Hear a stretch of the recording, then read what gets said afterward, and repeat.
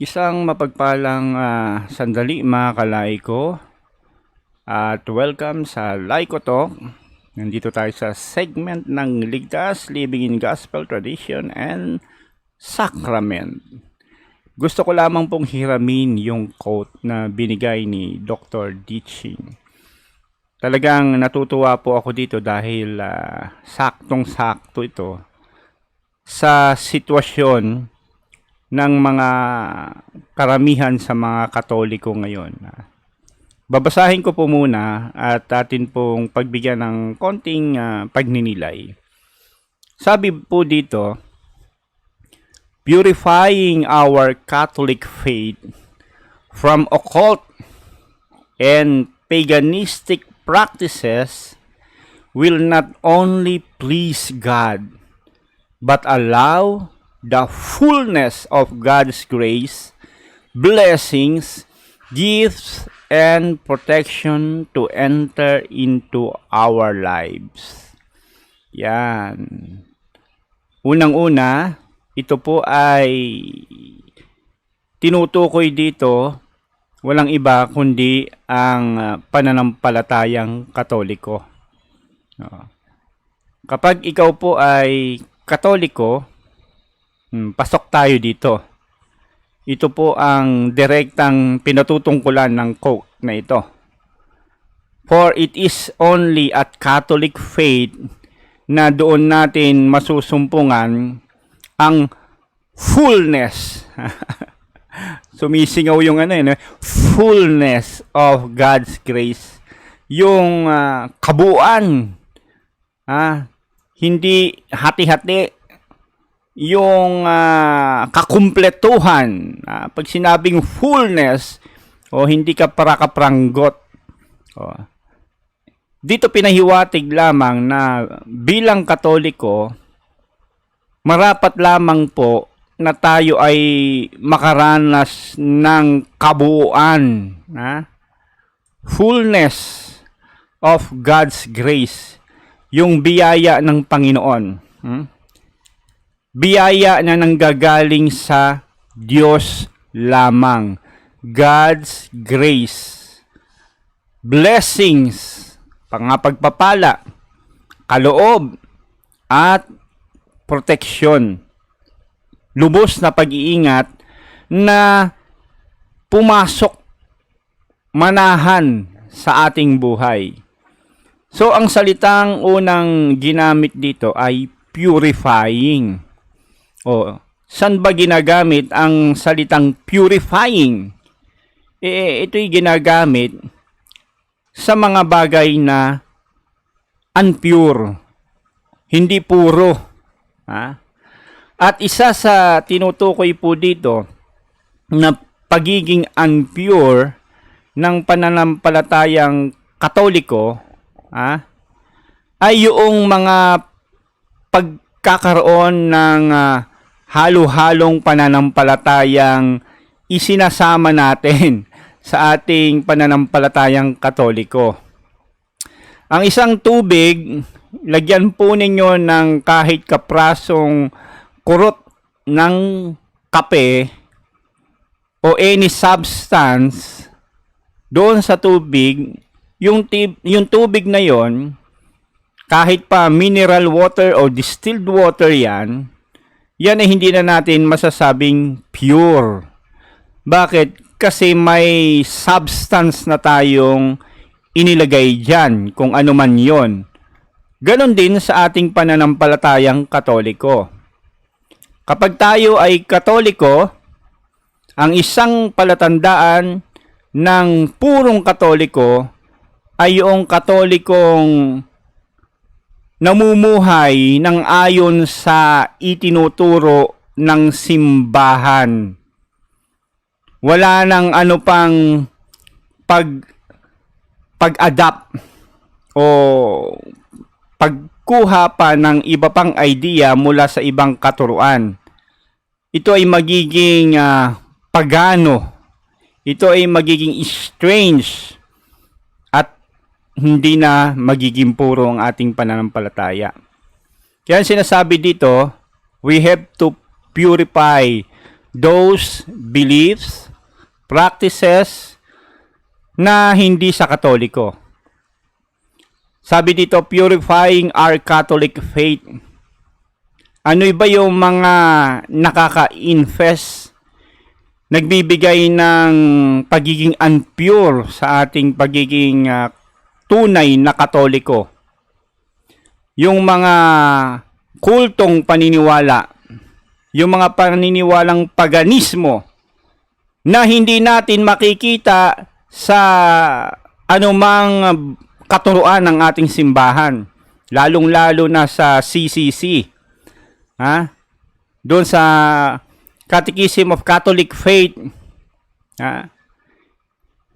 Kapag po tayo ay kumuha, yumakap, nag-adapt, nag-practice ng ano pa mang turo mula sa labas ng itinuturo sa ating simbahan, matik-matik na yon. Yan po ay isang strange na katuruan, and therefore yan po ay turong okultismo, paganismo. Ang kasalanan, bakit? Ikaw mismo, inallowed mo na paniwalaan yan. Kung ang paniniwala mo ay kumuha ka ng pakurot-kurot na turo ng inchik, turo ng mga albularyo, turo ng ano pa mang mga pamahiin,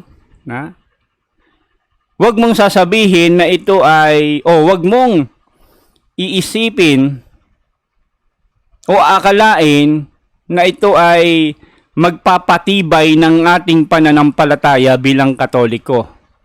Manapay ito'y magiging daan upang ang pananampalataya mo ay maging unpure. Tayo ay tinuturuan bilang mananampalatayang Katoliko sangayon sa kung ano yung kalooban ng ating Panginoon. Ang tunay na paglilingkod ay sumunod sa ating Panginoon sa pamamagitan ng kanyang itinuturo. Unang-una sa pag-ibig sa Diyos. Ibigin ang Diyos ng buong puso, buong isip, buong kaluluwa, buo.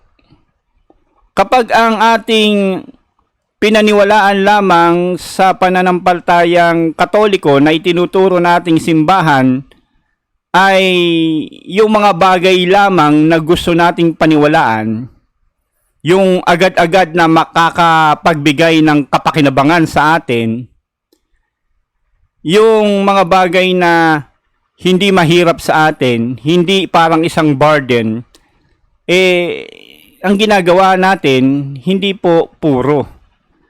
Tayo po ay namumulot lamang, namimili, na parang mga menu sa karinderya. Na itong mga ulam na ito lang yung gusto ko. Pero pag mahirap na, may ampalaya na, mahirap kainin, mapait, may sakripisyong kalakip sa pagsunod, ayaw mo na. Hahanap ka na ng mas madali. May itinuturong iaalok naman yung kalaban. Ito, mas madali. Mga turo ng pananampalatayang mula sa pagano o kulto. Diba? So, sabi dito, purifying our Catholic faith from occult and paganistic practices will not only please God. Kapag po tayo ay nakapagmuni-muni, na-realize natin ng ating ginagawa pala ay salungat sa itinuturo ng simbahan, and therefore salungat dun sa kalooban ng Diyos. Kahit pa ito iakalain nating mabuti, nakakapagbigay ng dagliang na kapakinabangan sa ating buhay. Alam po ninyo, yung kalaban, ganyan siya hustler. Siya po ay napakagaling na scammer. Siya po ay mandaraya.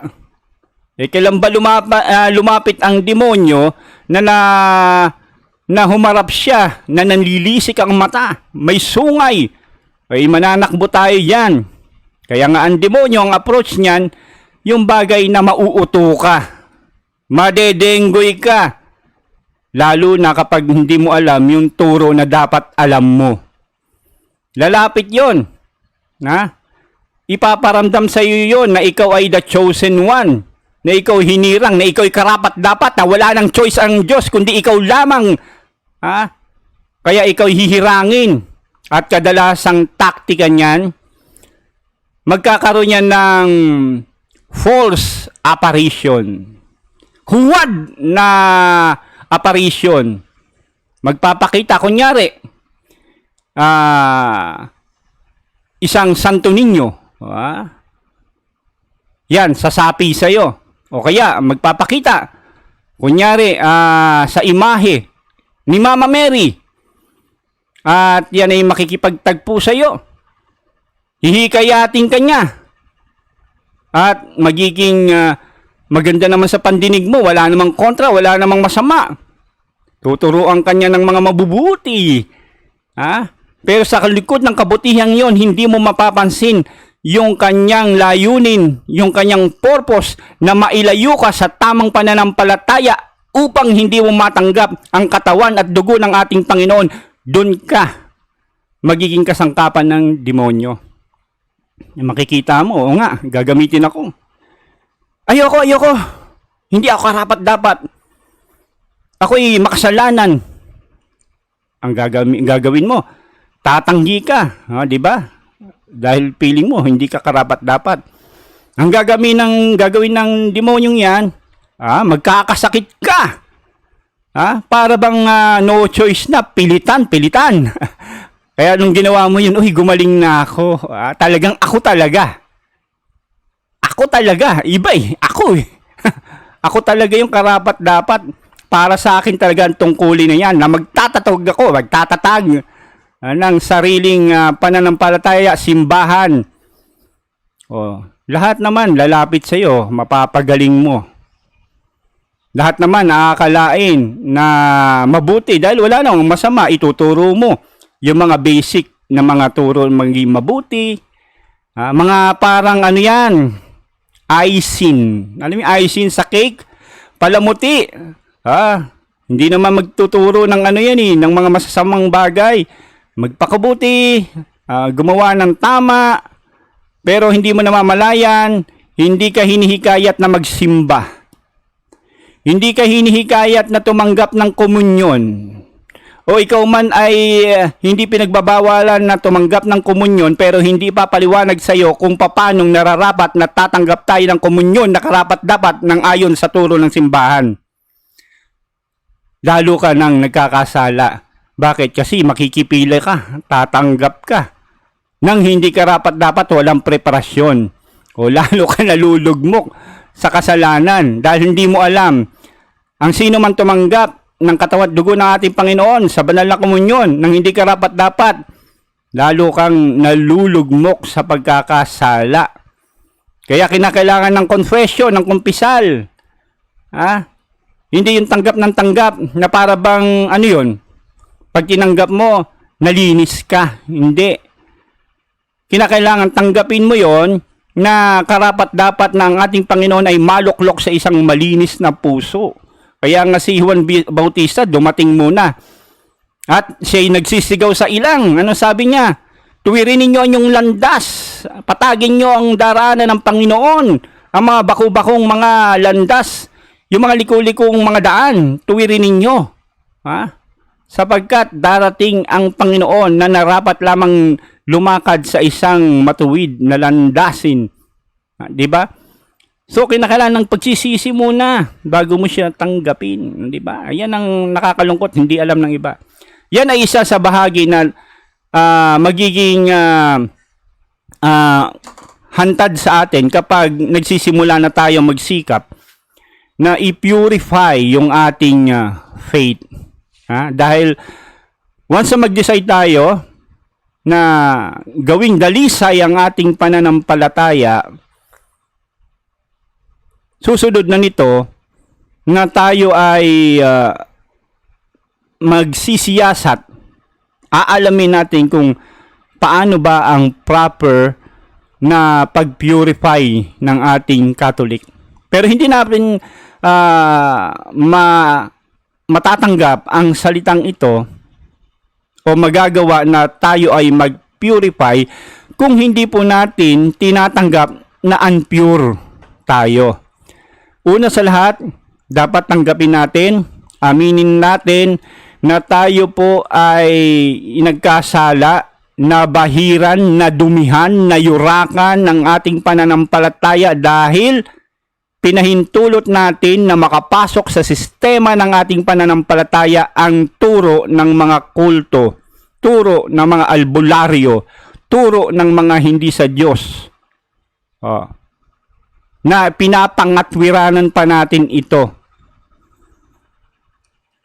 Kasi sayang yung tayo ay nagpabinyag. Sayang na tayo ay nagpakasal. Para ano pa yon? Formality? Para ano pa yung binyag? Para magkaroon lang ng event? O dahil uso-uso lang para yung bata ay magkaroon ng legal na pangalan at reliyon na props? Hindi po itinatag ng ating Panginoon ang kanyang simbahan para gawing props lang. Malaking bagay yung nawawala kapag nagiging ignorante tayo sa kahalagahan. Una pa lamang sa pagbibinyag. Lagi ko nang binabanggit yan. Sayang. Kaya napakaganda nitong quote na ito dahil yung masarap pagnilayan. Biruin po ninyo, it will please God. Lahat naman tayo, yun ang layunin natin eh. Makapagbigay nawa tayo sa ating ginagawang ito ng pananambahan ng kaluguran sa Diyos. So that the God will find favor to us na magiging kalugod-lugod sa Kanya. It will not only please God. Hindi lang natin mabibigyan siya ng kaluguran. Ang kalakip nito, pinapahintulutan na natin na dumaloy sa ating buhay ang pagpapala, biyaya at proteksyon na nararapat sa atin. So nawa ay mag-desire tayo sa ating puso na masiguro natin na ang proteksyon na nangangalaga sa atin ay hindi proteksyon ng huwad na proteksyon mula sa demonyo. Yung proteksyon ay hindi mula sa mga gabay-gabay. Iisa lang gabay. 'Di ba? Iisa lang tunay na proteksyon.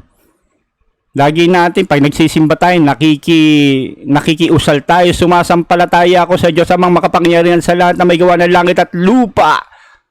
Siya lang. Tapos kailangan may gabay. Kailangan may anting-anting. Kailangan may agimat. Dahil pag hindi yan, baka hindi kikilos ang Diyos. Kinakailangan ng agimat. Kinakailangan anting-anting.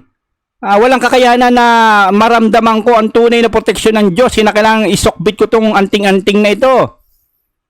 Sa anting-anting nga ay mayroon pang mas malakas at hindi malakas eh. Kadalasan dyan. Ano yung anting-anting mo? Wala yan, panis yan. Ito, mas malakas. Biro mo, sila mismo nag-aaway. Sa Diyos, isa lang yan ang proteksyon at pangangalaga. Alang-alang, meron pang mas malakas. Ang Katoliko may sakramento. May sakramental na ginagamit. Hindi po yung anting-anting. Walang mas higit sa sakramental kaysa sa sakramental na ito. Nagkataon lang ng bawat sakramental ay may kanya-kanyang gamit. Hindi yung parang, meron kang anting-anting yan pero ito mas maganda ito. Pangil ng kidlat. Biro mo, may kidlat, may pangil. Ito mas maganda ito. Krus to na mula sa puno ng Ewan ko, 'di ba? Mas epektibo to. O 'di ba? Nagkakaroon na ng antas ng kalakasan ng Diyos depende doon sa ginagamit ninyong bertud. Malabo 'yan. So nawa ay matanggap natin ang katotohanan mula sa lehitimong aral ng simbahan. Magsaliksik po tayo upang ganap nating matanggap ito, yung kaluguran ng Diyos at pagdaloy ng proteksyon ng ating Panginoon hanggang sa siya'y dumating. Hanggang sa siya'y dumating. Hanggang sa buhay natin. Ina-assure tayo. At yun, walang iba kundi yung tayo manatili sa aral ng ating Panginoon, panatiliin natin ating buhay sa estado ng grasya, sa state of grace. Sapagkat yan, ang assurance niyan ay hindi lamang dito sa lupa. Ina-assure tayo ng simbahang itinatag ng ating Panginoong Hesukristo. So yun lamang po at salamat, Brother Diching, sa napakagandang quote na ito. Pro Deo et Ecclesia.